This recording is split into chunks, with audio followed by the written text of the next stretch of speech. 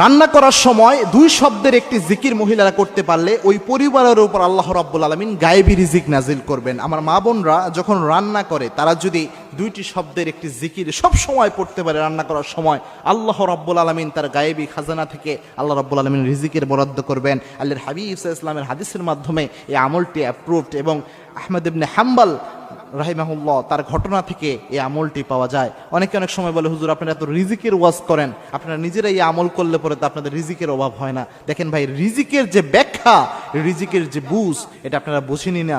রিজিকের সর্বনিম্ন স্তরকে বলা হয় টাকা পয়সাকে রিজিকের সর্বনিম্ন স্তর বলা হয়। রিজিকের সর্বোচ্চ স্তর হচ্ছে আপনার সুস্বাস্থ্য, আপনার যে সুসন্তান, নেককার স্ত্রী, এই সবই রিজিকের অন্তর্ভুক্ত। আপনি সুস্থ রয়েছেন যে, এটাও একটা রিজিক। সুতরাং শুধু টাকা পয়সাকে রিজিকের স্তর মনে করেন না, বরং money is the lowest stage of risk, রিস্কের সর্বনিম্ন